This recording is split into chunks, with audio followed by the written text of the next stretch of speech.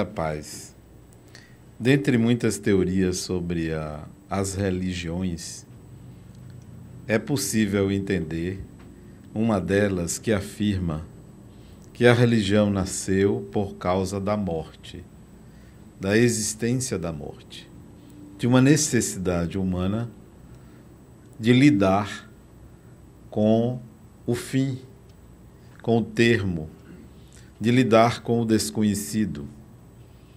As religiões surgiam, então, para explicar, apenas para explicar, o que é que acontecia depois.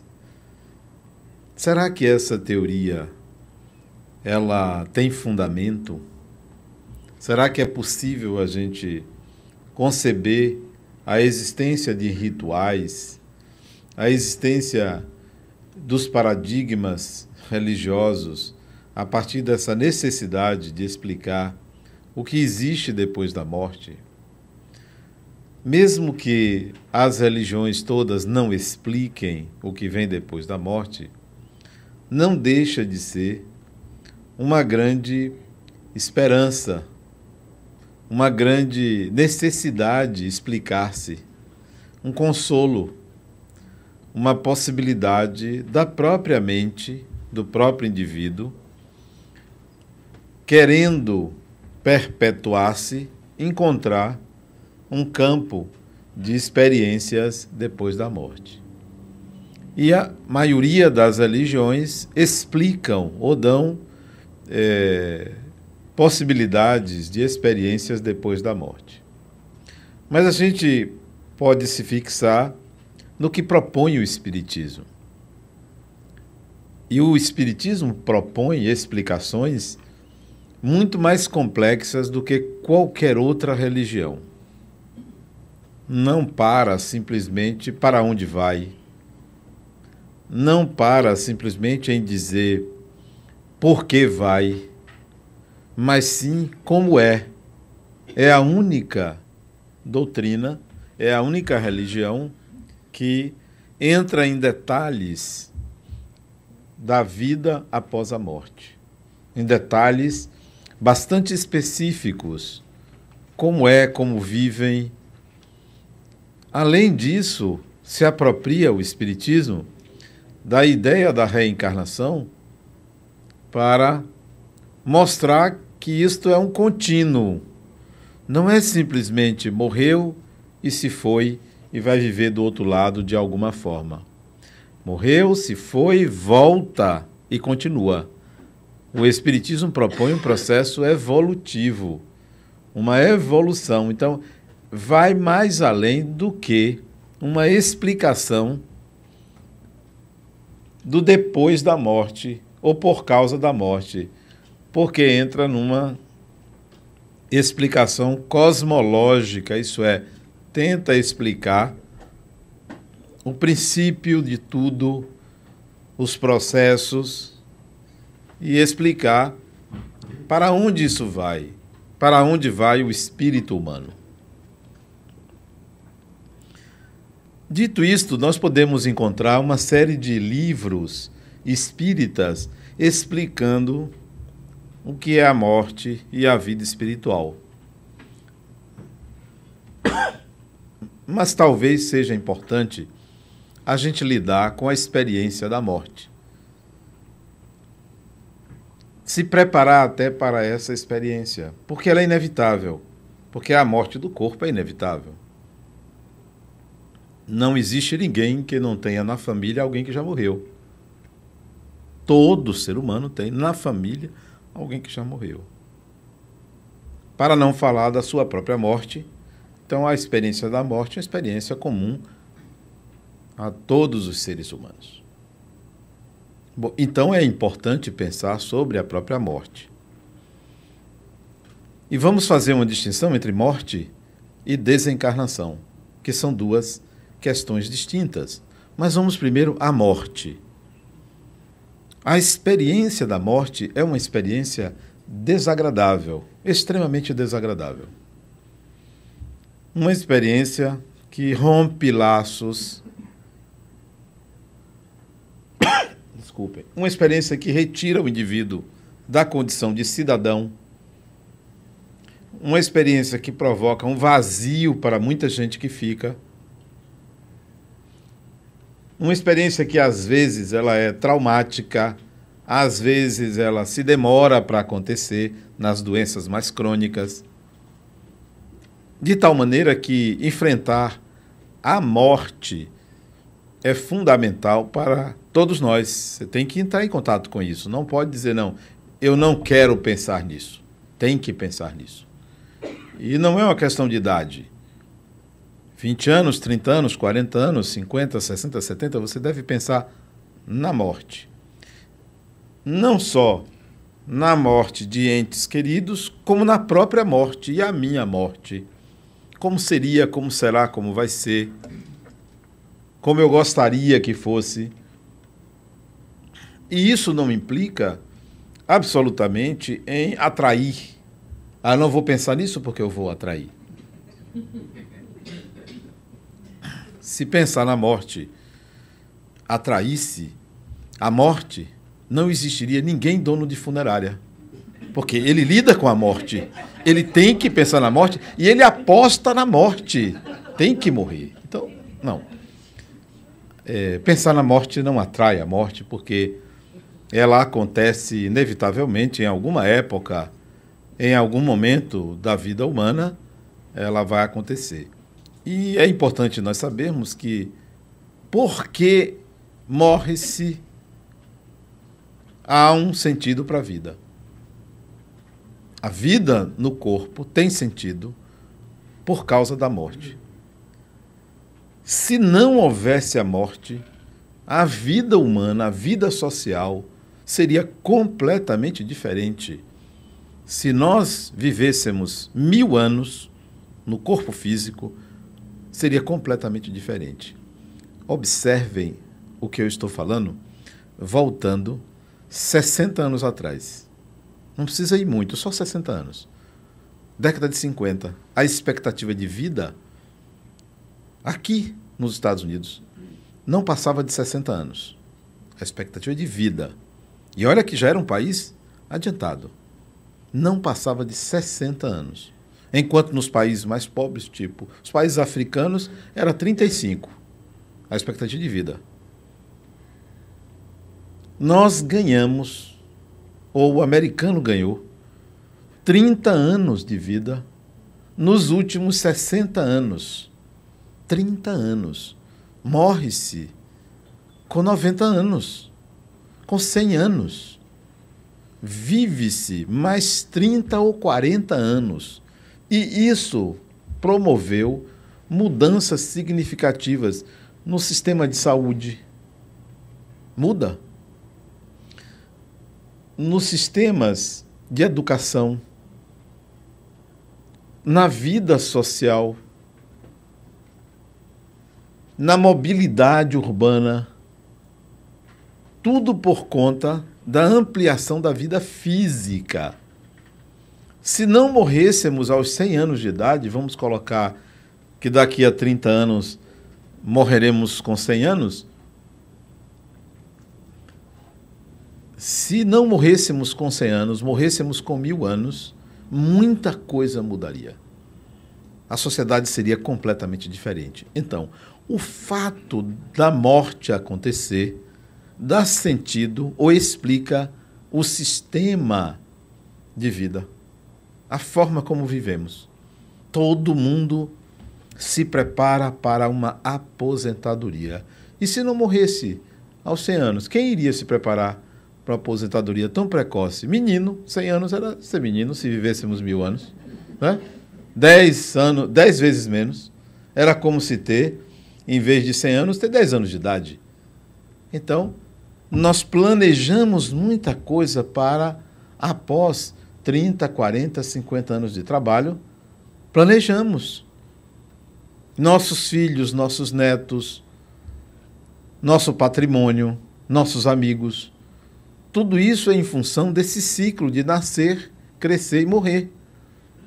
E se isso não acontece neste prazo, se isso se amplia, tudo muda. Tudo muda. Então, a morte, ela dá sentido ou explica o sistema de vida. Essa também é a razão por que nós devemos pensar na morte. Como vou deixar, como vou estar durante. Para exemplificar, eu tive a oportunidade recentemente de visitar um amigo de muitos anos que estava hospitalizado com um câncer já em estado terminal. Eu o conheci quando éramos estudantes de engenharia, 20 e poucos anos. Isso já tem 30 anos, ou mais de 30 anos, eu tenho 58, então isso é 36, 37 anos atrás. Ele, muito questionador, eu já era espírita, ele muito questionador, me fazia perguntas e dizia assim para mim, não, eu não consigo acreditar nisso que você acredita. Eu dizia, ele é uma questão de tempo, Manuel. O nome dele era Manuel. Manuel é uma questão de tempo. Esse tempo passou, ele sofreu uma perda financeira lá pelos 30 anos de idade, ele volta a me procurar e torna-se espírita. Voltou a morar no interior da Bahia, abriu um centro espírita e tornou-se espírita.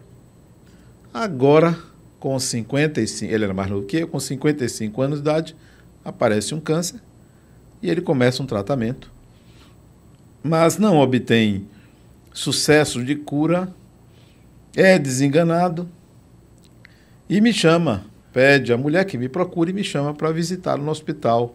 E eu fui visitá-lo uma semana antes dele desencarnar. E conversávamos, ele no leito de morte, mas muito lúcido,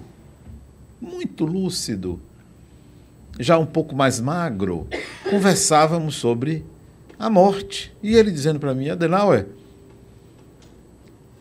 eu não me preocupo com o depois da morte, porque eu vivi, se eu morrer hoje, eu vivi muito bem, muitos amigos, minha mulher, meus filhos, minha casa, meus pais, desfrutei da vida, gozei da vida, sou espírita, então estou tranquilo. Morrer agora, morrer daqui a 20 anos é a mesma coisa para mim. E eu dizia, que bom, Manuel, que você tem essa consciência. Você vai ver que muita coisa que você pensou que era no mundo espiritual vai ser diferente, porque você já veio de lá há muitos anos, mais de 50 anos que você veio de lá. Muita coisa mudou, você vai experimentar coisas novas. Deveríamos encarar a morte assim. Deveríamos encarar a morte. Preparar-se para esse momento. Seja como for, não se desesperar.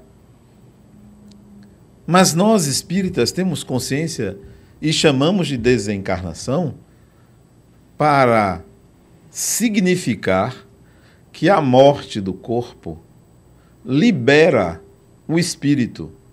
Então chamamos, ao invés de morte, desencarnar, sair da carne.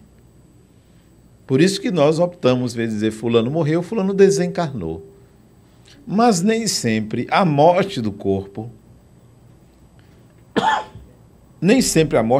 significa a desencarnação. Às vezes, o corpo morre, mas o espírito não desencarnou, não se separou do corpo, porque desencarnar é sair da carne. E eu conto sempre uma experiência de uma paciente minha sobre morte e desencarnação. Ela era pediatra no hospital. Mas antes de ser pediatra, ela foi legista. Isto é, ela trabalhava com necrópsia. Trabalhou durante 1 ano no necrotério, fazendo necrópsia. Ela muito técnica, podemos até dizer muito materialista. Mas aquilo cansava ela. Ela resolveu fazer uma segunda residência e tornou-se pediatra.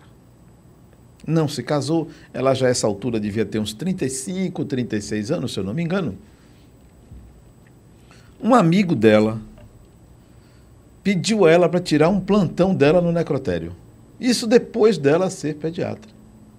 Pediu, porque ele ia viajar, algum favor que ela devia a ele, ela se obrigou a tirar esse plantão no necrotério e foi para o necrotério.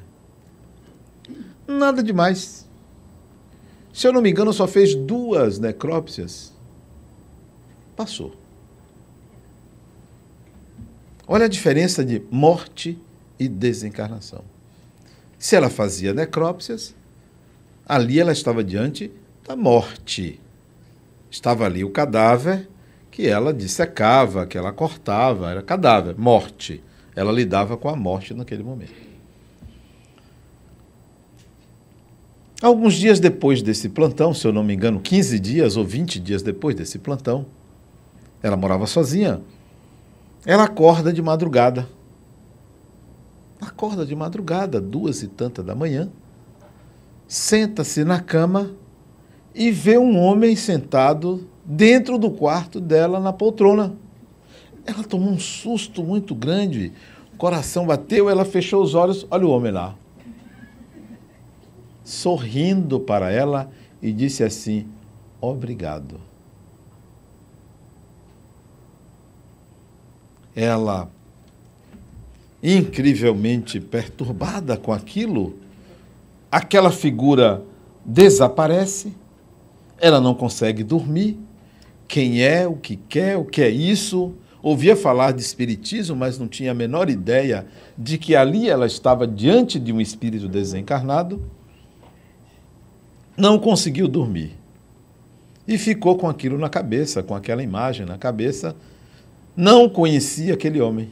Até que ela lembrou que aquele homem se parecia com um cadáver que ela tinha feito a necrópsia. E pela primeira vez na vida dela, pela primeira vez, ela ia começar o procedimento, eu não sei como é, de cortar o corpo para identificar a causa-mortes. Ela, antes de cortar, fez uma oração por ele.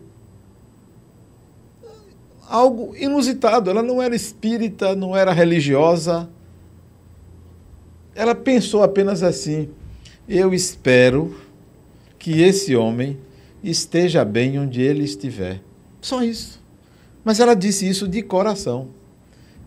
Ele aí apareceu a ela: obrigado. Bom, isso significa, então, que houve a morte, mas não houve a desencarnação, porque ele ainda estava ligado ao corpo. Essa ligação pode ter dupla natureza. Dupla natureza, a ligação entre o espírito e o corpo. Dupla natureza. Se ele veio agradecer, naquele momento, ele presenciava o procedimento dela com o seu corpo. Poderia estar ali, ligado fisicamente ao corpo, embora morto, corpo morto, ou afetivamente ligado ao seu corpo, ali presente na sala, sem se ligar fisicamente. Então, uma dupla possibilidade. A morte é do corpo, mas o espírito pode estar ligado fisicamente aos despojos ou pode estar ligado afetivamente, presente no momento, ou durante, ou depois da desencarnação. Uma segunda experiência desta feita, um livro psicografado por Francisco Cândido Xavier. Um livro chamado Somos Seis. É um livro antigo, editado em São Paulo, pelo GEM, Grupo Espírita Emmanuel. Esse livro fala da morte de uma jovem de nome Volquimar de Carvalho Santos. Ela desencarnou no incêndio, num famoso incêndio em São Paulo, do edifício Joelma, no 23º andar, que pegou fogo, e ela lá estava. E ela, fora do corpo, conta como foi a morte do corpo e a desencarnação. Ela começa a sentir incômodo com a fumaça do incêndio, vai para as escadas e desmaia na escada, porque tinha fumaça na escada. Desmaia. Só desmaiou, não desencarnou, desmaiou. Quando ela desmaiou, apareceu o avô dela e disse: minha filha, eu vou lhe tirar daqui. O corpo não tinha morrido. O espírito desencarnou antes da morte do corpo. Isto é, antes de haver morte cerebral, ela já estava separada. Porque era questão de segundos, o corpo morreria. Então veja que a desencarnação aconteceu antes da morte do corpo.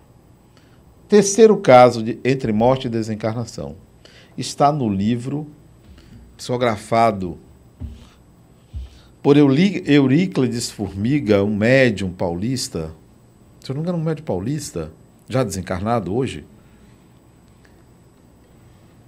É um livro chamado Motoqueiros do Além. Acho que é de Euríclides Formiga ou é de Chico Xavier? É de Chico, né? Eu às vezes troco. De Chico, né? Motoqueiros do Além. Conta a história de um jovem que está assistindo um jogo da seleção brasileira. E no intervalo de um tempo para outro, ele pega a moto dele para ir assistir o resto do jogo em casa. No caminho, ele vai desviar de uma pessoa, bate no meio-fio, estava de capacete, bate contra o muro e sofre um acidente e um rompimento da coluna cervical. Morte, é levado para o hospital, morte cerebral. A irmã dele, avisada, vai para o hospital, autoriza a doação de órgãos. Ok. Ele era jovem, o corpo já estava em morte cerebral, autorizou. Aí ele conta o que aconteceu. No momento que ele bate na parede, no muro, na rua, aparece um espírito amigo dele e o leva dali para um hospital espiritual. Ele está lá no hospital espiritual. O corpo não morreu, portanto, novamente, ele desencarnou, mas o corpo está lá no hospital. Quando o médico começa a cortar o coração, porque a irmã autorizou o transplante de coração, começa a cortar o coração do corpo, onde ele estava, ele começa a sentir dor física. Portanto, ele ainda estava fisicamente ligado ao corpo. Fisicamente ligado ao corpo.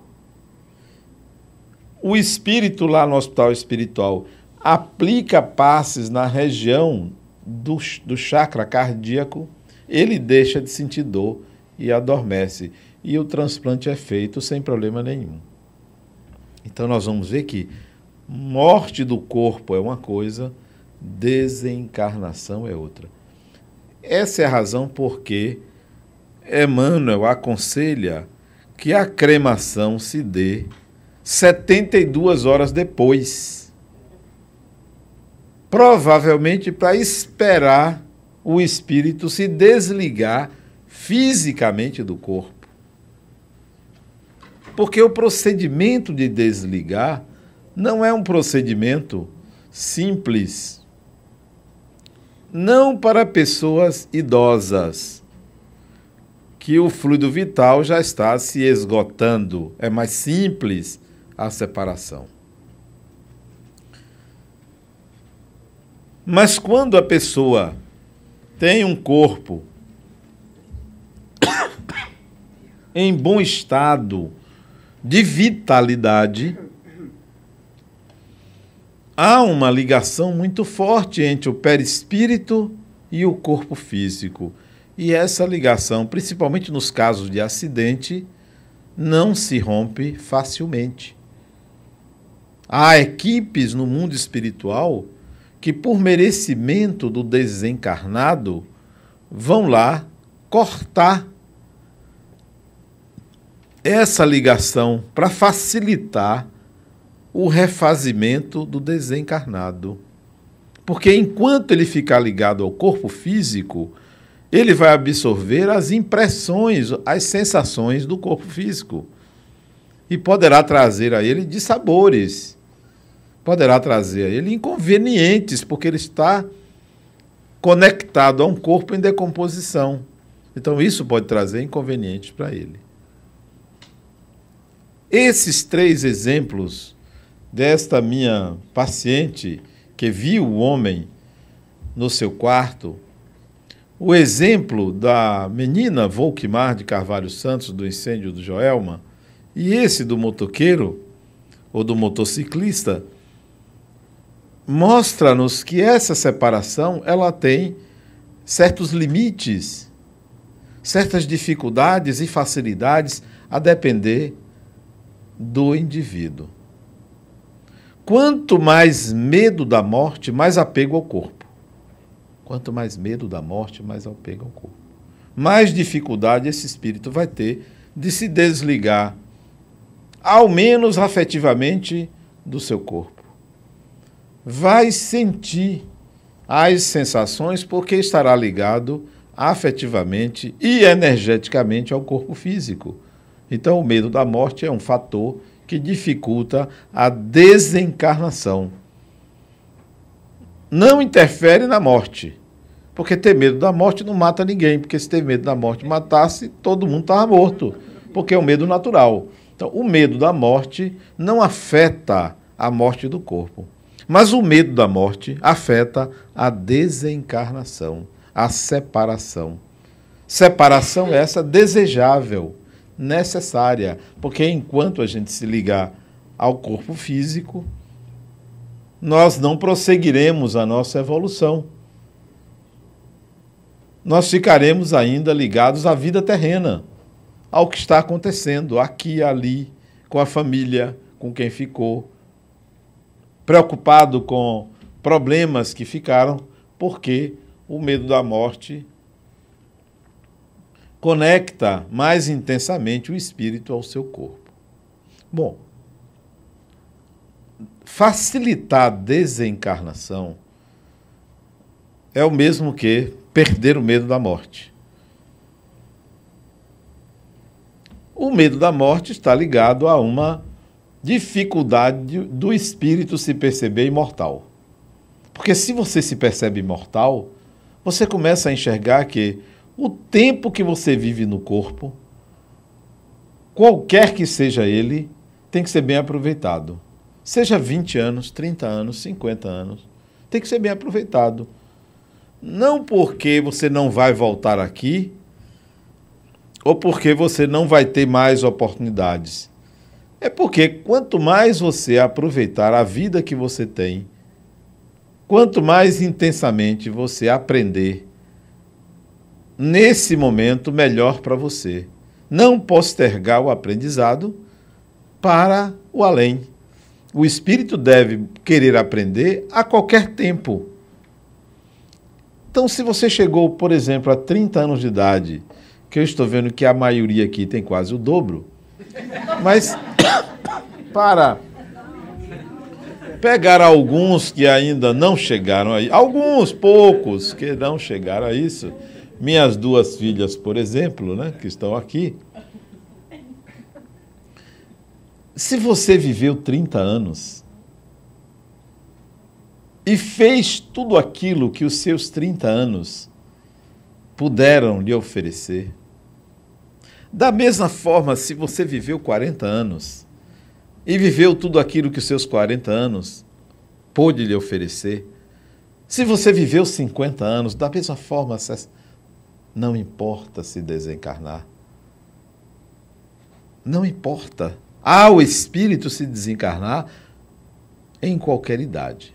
A questão é, se eu tenho 20 anos de idade, ou 30 anos de idade, ou 40 anos de idade, e me frustro porque não vivi ou não fiz o que deveria ter feito, e não aprendi o que a minha idade me permitiria, eu vou voltar à vida espiritual frustrado porque não fiz o que deveria. Quando ela leu as graduações que eu fiz, engenharia, filosofia e psicologia, eu me lembro que eu era funcionário público, de fato. Eu sabia que... Mas eu estudava à noite. Eu trabalhava de dia, estudava à noite. Eu vinha me casar e 2 graduações eu já tinha família. Eu trabalhava, eu tinha família e chegava em casa 2h30 da manhã para acordar às 6h30 para pregar a jornada de trabalho. Sim, fui funcionário público, mas eu resolvi investir a encarnação num projeto de vida. Então, se eu desencarnasse aos 40 anos de idade, estava de bom tamanho. Se eu desencarnasse aos 30 anos de idade, estava de bom tamanho. Não haveria frustração, porque eu vivia aquilo que a idade permite.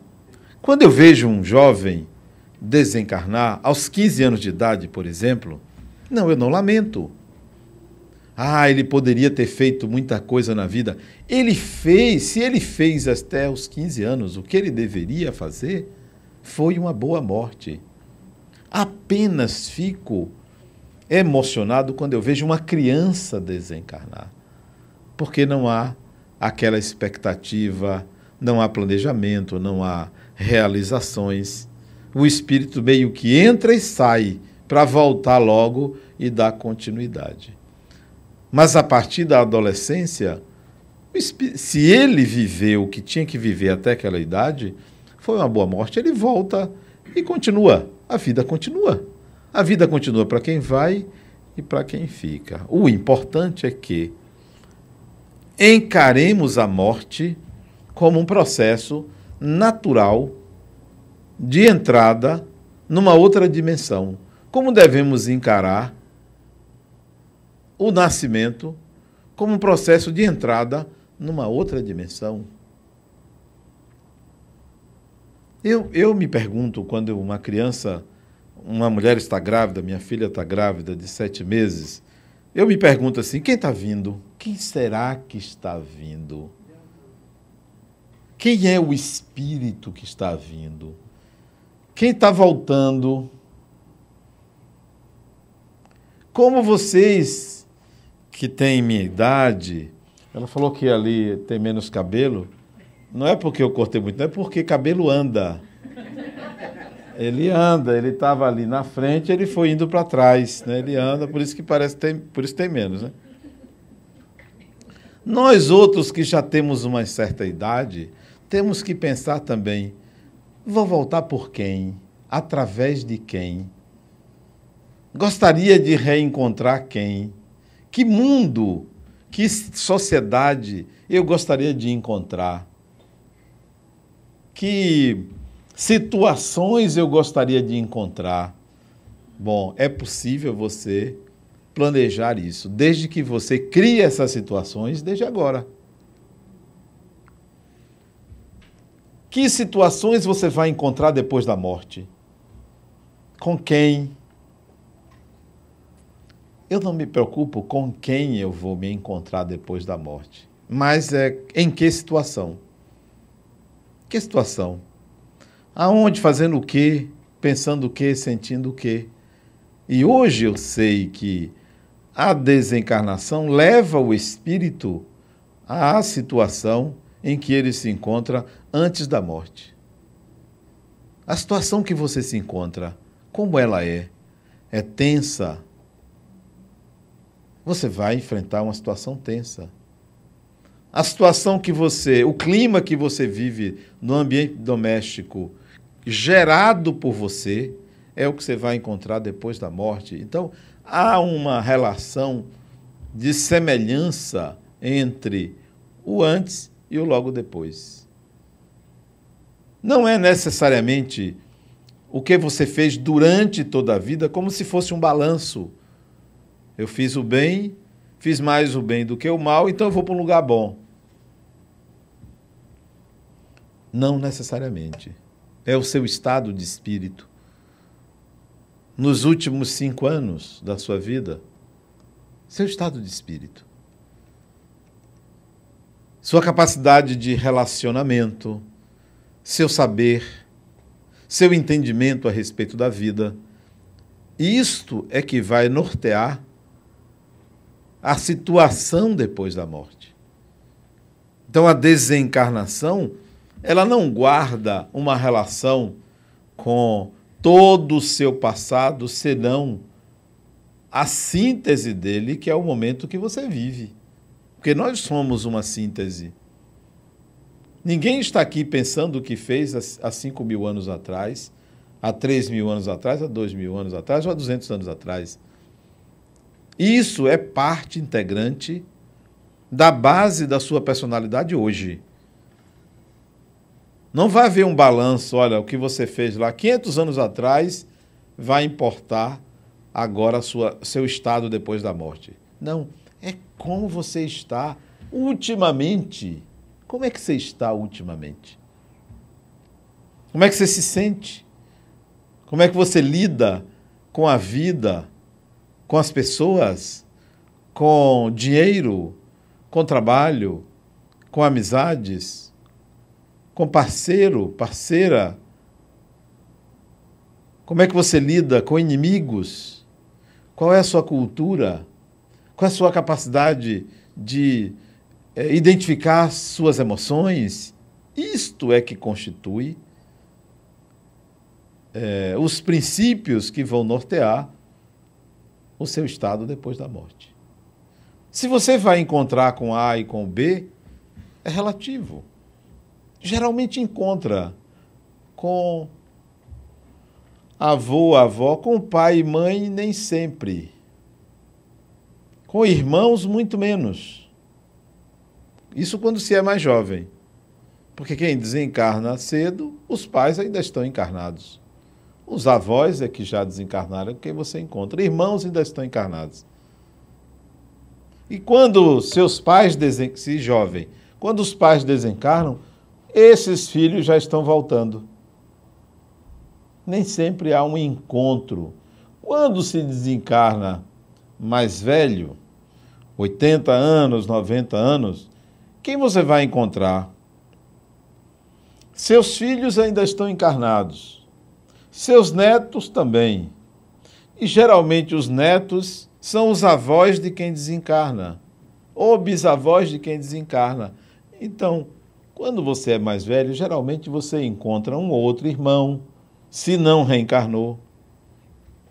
O pai ou a mãe, se não reencarnou. Ou alguém que está ali esperando há muito tempo, acreditando que você será o grande amor da vida desse alguém. O fato, então, é que você deve pensar que sua situação após a morte se assemelha à sua situação em vida e não ficar gravando que você vai encontrar com A, com B e C porque desencarnou antes de você. A maioria desencarna e vai para instituições espirituais de acolhimento a desencarnados, e são muitas. Milhares. Numa cidade como Miami, centenas de instituições abrigam desencarnados. Miami é uma cidade que tem quantos mil habitantes? 1 milhão? 2? Não sei. 2 milhões na grande Miami. 2 milhões de habitantes. 2 milhões de habitantes devem desencarnar por dia, talvez umas 10 mil pessoas. 5 mil pessoas, desencarna muita gente.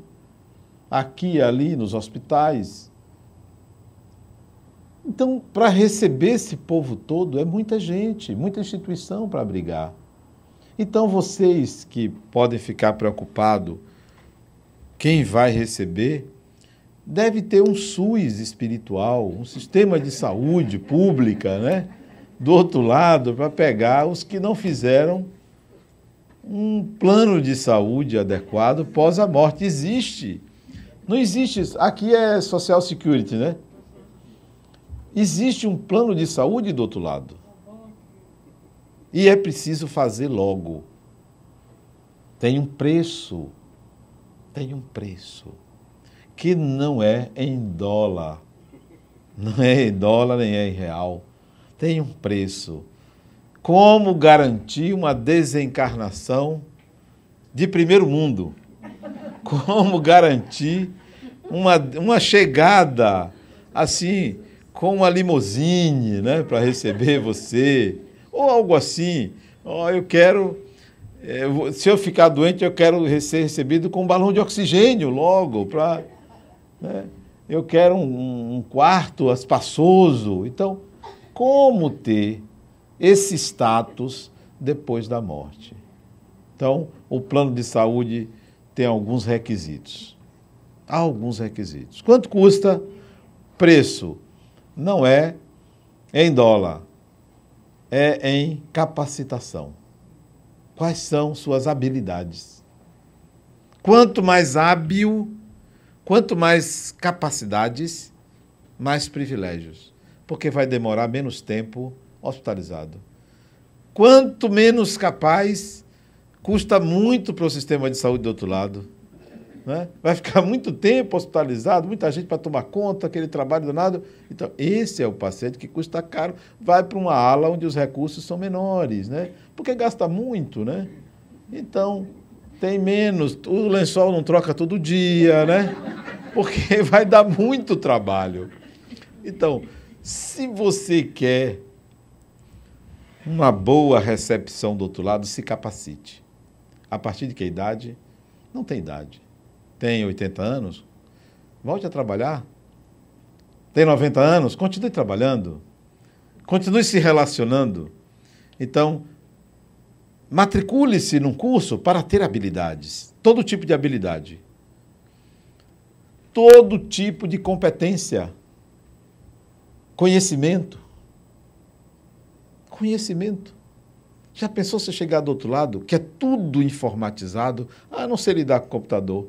Aí vai para uma ala dos analfabetos digitais. Os analfabetos digitais, que para acender uma luz ainda precisa levantar e ir lá, dar trabalho. Hoje se faz as coisas apertando um botão. Então, tem espíritos que vão desencarnar e vão para uma aula dos analfabetos digitais, dá mais trabalho, são problemáticos, né? No capítulo moral, né? No capítulo das emoções, o investimento no plano de saúde tem que ser equilíbrio emocional. Equilíbrio emocional. Capacidade de lidar com a raiva, capacidade de lidar com a tristeza, capacidade de lidar com a mágoa, capacidade de lidar com o perdão, capacidade de lidar com a renúncia, com a falta. Então, também isso você vai preencher um questionário, né? Questionário amplo, né? Para ver como é que você está. Perdoou? Tem alguém que você tem mágoa? Ainda acha que os seus problemas foram causados pelo seu pai, pela sua mãe? Ainda acha que aquele cafajeste não devia ter lhe deixado? Ainda pensa, etc. Tem uma série de perguntas. Quanto mais sim você tiver nessas perguntas, vai para aquela ala mais difícil, mais problemática, né? Que vai ter uma visita a cada semestre, né? Tem alguém me procurando que nada, ninguém lembra de você. Né? Aí você vai para essa ala mais pobre. Pobre no sentido de, cadê os afetos? Cadê os afetos? Então, se você é uma pessoa solitária que não estabeleceu conexões afetivas, vai continuar sem essas conexões do outro lado. Vai continuar perguntando, cadê? Ninguém me conhece? Sim, mas você estabeleceu relações com quem? Quem foram as pessoas que você amou? Foi amada por alguém? conseguiu essa proeza de ter pessoas que gostam de você, que gostavam de você? Sabe fazer alguma coisa? Não sabe. Então, a estadia do outro lado é mais complexa. Espera aí, vai para a fila, né? Vai para a fila. Espera aí, porque tem alguém que tem um VIP, tem um cartão lá, porque fez um investimento maior. Brincadeiras à parte, a desencarnação vai nos levar ao estado dos últimos anos. Aonde nós chegamos? À pessoa que nós somos. E não necessariamente a aspectos pontuais, a realizações pontuais do passado. Mas sim ao resultante que é o espírito. A morte do corpo nem sempre leva o espírito à desencarnação. Há ligações energéticas que impedem. E há ligações afetivas que dificultam. Eu tenho uma amiga que a mãe dela está para desencarnar. E ela já está para desencarnar há mais de um ano. E não desencarna, a gente já quer que ela desencarne logo, porque está demorando. Teimosia, tem 90 anos, né? Vai fazer 90 anos. Doentinha e tal. E ela foi para a UTI o ano passado. Não, no começo desse ano, foi para a UTI. E estava assim nas últimas, quase desencarna, mas não desencarnou, ao contrário, ficou melhor. Quer dizer, é uma pessoa teimosa, né? Ficou melhor. E ela chegou para mim assim um pouquinho decepcionada. Não, minha mãe ficou boa, né? E vai lá para casa, né? Eu disse, olha, por alguma razão, ela encontrou para voltar. Alguma razão, descubra que razão, para você facilitar esse processo. Qual a razão dela ficar aqui no corpo, se ela não interage? Há alguma razão para o espírito. E você que vai tomar conta, aproveite para aprender. Aproveite essa estadia para desenvolver alguma habilidade. Aproveite. A vida está dando oportunidade a você e a ela. Ela para resgatar alguma coisa, por isso que ela ficou, e você para aprender alguma coisa, razão porque é você que toma conta dela. Então a gente deve avaliar a desencarnação de uma pessoa não como uma tragédia, não como algo negativo. A morte não é uma tragédia. A tragédia é a ignorância do espírito. Essa é a tragédia. Não é a morte de uma pessoa. Ah, fulano morreu. Outro dia, uma amiga minha, hoje em dia não, isso tem alguns anos, me ligou de São Paulo, Campinas. Adenauer, Esmeralda desencarnou. E eu, sem querer, disse, que bom. Disse que saiu, sem querer. Que bom, porque eu sentia que era melhor para ela. Se quiser, pode abrir para perguntas, encerramento de 9 a 9h20. Pode fazer a oração? Pronto, deu o recado. Saiu assim sem querer, que bom, que bom. Esmeralda dirigia um centro espírita em Campinas, ela sempre me convidava para fazer palestras lá, e foi uma desencarnação ótima. Não temos que lamentar a morte de alguém. Nós temos que avaliar como o espírito entrou na encarnação e como saiu. O que aprendeu nesse intervalo e não se desencarnou. Se comprometeu mais, sim, você lamenta. Poxa, poderia ter ficado e aprendido mais alguma coisa, mas paciência. Continua seu aprendizado depois ou volta para recomeçar. Então, não vamos considerar a morte uma tragédia, nem a sua. Nem a sua. Nem a sua morte não é uma tragédia. Coroa um ciclo de experiências no corpo. E você vai continuar e retornar. Bom, eu vou atender, então, ao convite, à sugestão de abrir para perguntas. Se alguém quiser fazer alguma pergunta sobre o tema, eu estou aqui disponível para responder. As que eu não souber, eu passo para a Marisa, que ela responde em meu lugar. Alguma pergunta? Pois não. O senhor da moto.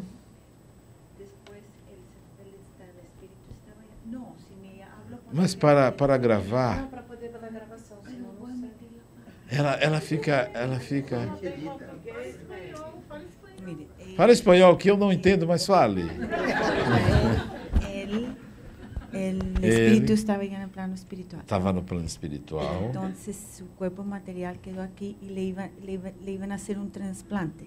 Sim, Y lo ele... hicieron y él murió al fin, ¿o no? ¿Qué pasó Não con le él? iba a sacar el ¿Qué pasó corazón con los para dos? dar a otro. Sí, no, al final no comprendí qué pasó. Ó, ele vai dirigindo a moto, Sí, era um jovem. sí, pero después. Aí ele foi desviar, bateu no meio-fio, Sí. foi projetado contra um muro, ele estava de capacete, mas quebrou a coluna cervical. Aí, não morreu. Ve, eso fue. Pegaram ali Sí. um serviço público de saúde e levaram para o hospital. Ele ainda estava vivo, o coração estava batendo. Lá foram feitos exames e verificou-se que o coração continuava batendo, mas o cérebro tinha parado. O coração continuou batendo, o cérebro parado.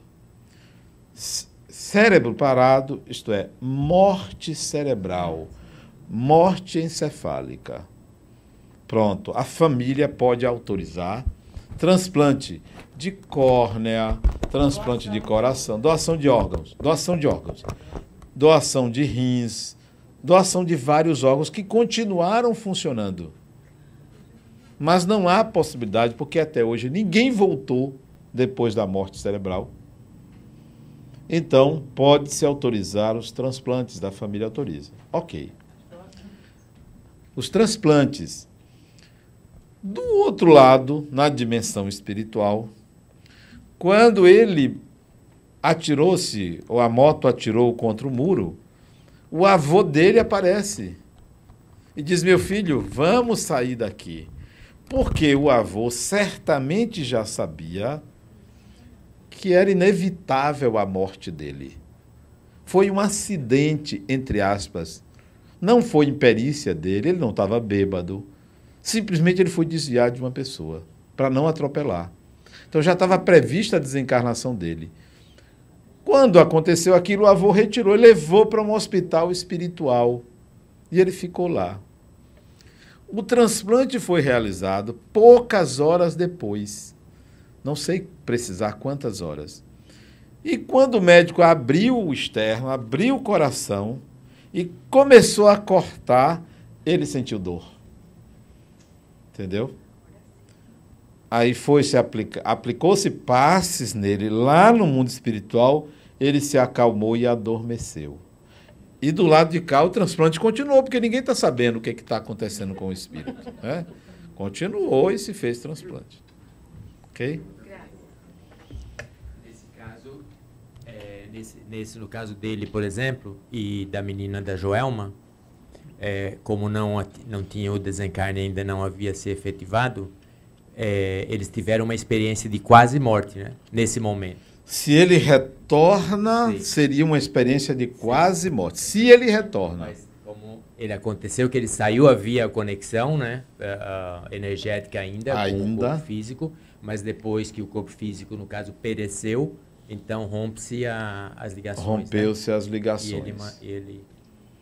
e aí, Agora, essas ligações, veja bem, o rompimento nem sempre é automático. No caso dele e dela, jovens, cheios de vitalidade, cheios de fluido vital, um acidente não rompe isso. Se fosse uma pessoa idosa, cujo quanto de fluido vital é pequeno, a morte do corpo libera essa ligação, ela se rompe rápido, mas o jovem é mais difícil. Para evitar sofrimento ao desencarnado, espíritos responsáveis por desencarnações vão lá, por técnicas que eu desconheço, rompem essas ligações, usando certas técnicas, de tal maneira que se alguém mexer naquele corpo, não vai haver dor para o espírito, porque houve o rompimento real, energético. Certo? Você comentou que Emmanuel recomenda 72 horas para cremação, né? Existem casos que o espírito não desencarna depois das 72 horas ou 72 seria uma... Existem casos de pessoas que passam meses ligados ao corpo. Eu me lembro uma vez que eu viajava de Salvador para uma ilha chamada Ilha de Itaparica, uma viagem de ferryboat. E eu ia fazer palestras do outro lado, em algumas cidades dessa ilha, logo depois da ilha. E viajava com um casal, senhor Roque e dona Alda. Eu devia ter 26 anos, 25, 26 anos. E eles, 60 e poucos anos. Eram pessoas já mais maduras. E estávamos olhando o mar, encostados numa balaustrada do navio. Ela chega para nós dois, o marido dela e para mim, e diz assim: um espírito, fulano de tal, deu o nome do espírito, está me pedindo para mergulhar e retirar 2 homens que morreram afogados aqui. O ferryboat estava no meio do mar, no meio da Baía de Todos os Santos. Aí ele, Roque, disse para ela: Alda, concentre-se. Tocou na mão dela: concentre-se. Ela fechou os olhos e aí começou a descrever: eu estou mergulhando na água, estou descendo. Descreveu o fundo do mar e disse estar vendo uma embarcação e que tinham 2 homens lá, uma embarcação antiga. Algo em torno de 40 anos do acidente ou do afogamento. Os espíritos ainda estavam ligados aos corpos. Muitos anos depois. Mas eu não sei precisar você como é isto, se eles ficam lá embaixo, mas estavam ligados. Se tinham saído dali, mas mantinham essa ligação com o corpo. Eu sei que ela descreveu, disse o que o espírito fez com ela, usando o fluido vital dela para romper aquela ligação. E ela descreve subindo, trazendo esses 2 espíritos, entregando a esse mentor, e voltou a si ali dentro do navio. Quanto tempo, então, pode ficar um espírito ligado ao corpo? Muito tempo. A recomendação de Emmanuel, 72 horas, creio eu, seja um prazo mais do que necessário para a grande maioria das desencarnações, que deve acontecer em 24 horas. Deve acontecer em 24 horas. Ele coloca, creio eu, 72 para ampliar essa possibilidade de um ou outro ainda ficar ligado ao seu corpo. Mas a maioria de nós sai logo. A grande maioria sai. Então, 72 horas é um prazo dilatado. Os necrotérios, pelo menos lá em Salvador, esperam 24 horas. 24 horas depois eles fazem a cremação do corpo. Não espera 48 horas nem 72 horas. É 24 horas. Nunca é no mesmo dia. Sempre no dia seguinte. Esperando as 24 horas. Também não sei por que razão. Se há uma razão legal ou se é uma questão de norma do cemitério, mas se espera lá 24 horas. A recomendação de Emmanuel está num livro, se eu não me engano, o título é Chico Xavier em Goiânia, também dessa mesma editora, Grupo Espírita Emmanuel, GEM. É um livro antigo da década de 80, Chico Xavier em Goiânia, onde há essa pergunta sobre a cremação e a resposta é 72 horas. Pode ter até em outros livros, não sei se tem no Pinga Fogo, se ele respondeu também. 72 horas, né? O legal é que a gente mora na América e aqui eles levam 1 semana para enterrar a gente, né? Uma semana. É muito Porque a tempo, infraestrutura aqui tem toda uma indústria de refrigeração de corpos que no Brasil não existe. Então, às 24 horas no Brasil, isso eu estive olhando até para uma pessoa conhecida. A partir do momento que você já foi Você não, ele lá. Não, você, a pessoa. A pessoa, sim. A pessoa. Falou você assim, desculpa, o meu português é sim, péssimo. Ok. Depois que a pessoa já foi considerada deceased, né, morta, sim. As primeiras 24 horas não há decomposição física do corpo. Mas a partir da 25ª hora, se não for refrigerada a não sei quantas mil, ela já começa a receber decomposição. Tá aí a explicação. Mais alguém tem alguma pergunta? Tem ali uma senhora. O seguinte, quando a pessoa falece e não pode dar as 24 horas para ser enterrada devido ao estado que ela faleceu de doença, como é que fica? Não entendi a pergunta. Explique melhor. Por exemplo, sim. Eu tive uma prima sim. que ela faleceu e teve que ser enterrada logo, porque não poderia ficar... Ah, certo. Mas as 24 horas que eu me referi é para cremação. Não é para enterrar. Para enterrar pode ser a qualquer tempo. Eu falei que é só se eu não expliquei isso. É para se cremar. Mas para enterrar, não, a qualquer tempo. Pode ser no mesmo dia, na mesma hora. Aqui nos Estados Unidos, ela explicou que demora... Pode ser uma semana. Não menos de 24 horas, né? Eu não queria desencarnar aqui. Para ficar tanto tempo. Fica a impressão, se for um tempo rápido, assim, como a senhora estava ensinando, não fica aquela impressão, já que o corpo não foi desencarnado ainda? Deve ficar. Por isso que eu acho que é melhor no dia seguinte. E aqui, para te manter, assim, para não decompor e ficar esses 4 ou 5 dias, eles substituem o sangue por formol. Por formol, Eu não queria desencarnar aqui, ia ficar com muito frio, né? A geladeira é bem fria. Né? Até a sala só onde se botar antes da geladeira é bem fria. Um capote, uma coisa assim, né? O que mais? Beth. Só para confirmar. O meu pai faleceu 1 ano e meio atrás, ele faleceu aqui, e realmente ele foi colocado no congelador, e 1 semana depois, então, ele faleceu com 85 anos. E a minha avó faleceu ano passado também, já com 98 anos. Sim, 1 semana. E ela já estava sem vitalidade nenhuma. Já estava totalmente, toda murcha, dava para ver a diferença. E 1 semana também. Certo.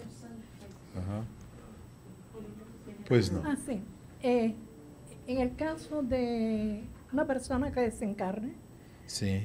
Pero que el espíritu no se haya separado y sea cremado. Sim. ¿Cómo sería esa condición? Alguém me explica melhor, que eu não sou muito bom em entender espanhol. Se uma pessoa for cremada e o espírito ainda estiver conectado com o corpo físico dessa pessoa. Eu imagino que vai sentir dores. Imagino que vai sentir dores, como o rapaz sentiu quando lhe cortou o coração do corpo físico. Se vai queimar, eu acho que ele deve sentir dores, se é feito antes. Ligação energética. Mas eu penso também que certos espíritos, ao saberem disso, ao saber que a família autorizou a cremação, eles devem pedir ajuda para o desligamento ser antes. Ou quando às vezes a própria pessoa pede antes de desencarnar. Isso deve facilitar a saída do corpo. Aí não sente. E diz que a gente tem que se preparar para a morte, né? Então, relacionamento com os da guarda, as pessoas que protegem a gente ajuda, né? Particularmente, eu sou doador de órgãos. Particularmente, eu prefiro que corte. Se for útil para outras pessoas, pode cortar. imediatamente, não me preocuparia em sentir dor. Não me preocuparia. Preferiria que outra pessoa se beneficiasse com o uso dos órgãos do corpo, se desencarnar mais jovem. Se desencarnar velho, não aproveita muita coisa, né? Só para usar um gancho de uma coisa que você disse agora, nos Estados Unidos, se você não foi no driver's license e disse que você quer ser doador de órgãos e optou por isso, você não é doador de órgãos. Tudo que está em você vai com você. Ou vai para onde o corpo for, mas não é reaproveitado. Então, se você tem interesse na América de ser doador de órgãos, você tem que ir e se registrar. No Brasil também é assim. Também Mas é assim. muda de país a país. Morreu o pai da amiga da minha filha, ele não era doador de órgãos. Ele teve morte cerebral, a mulher pediu para doar os olhos, e não tinha escrito. Eles retiraram os olhos. Não, pode acontecer, mas teria que ter uma família do lado, toda uma circunstância, pompa. Todo mundo, a família, o resto, ficou todo mundo impressionado, porque não era. Tiraram os olhos dele eram lisos. Mais alguma pergunta? Mais alguém? Podemos então ficar por aí, né? Vamos à nossa oração final.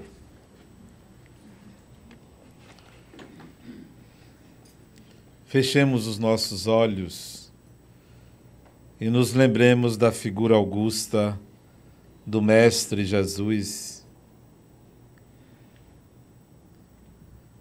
que dizia que aquele que cresce nele teria vida, vida em abundância.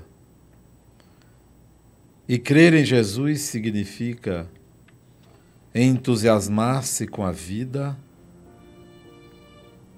construir dentro de si o reino dos céus, refletir sobre a própria existência, construir uma vida saudável, solidária, amorosa, espiritualmente evoluída. E é ao Mestre Jesus que nós agradecemos a oportunidade de aqui estarmos, de conversarmos sobre questões profundas, de aprendermos uns com os outros. Que nós possamos aproveitar a nossa existência conscientes da imortalidade, conscientes que muito temos a aprender e que devemos sempre estar prontos para esse aprendizado a qualquer tempo. Que os espíritos amigos possam continuar orientando esta casa, abençoando os seus dirigentes, e que nós outros continuemos aprendendo aqui e ali, sobretudo a humildade e o perdão. Sê conosco, Senhor, que a tua paz esteja sempre em nossos corações e nos leve de volta aos nossos lares.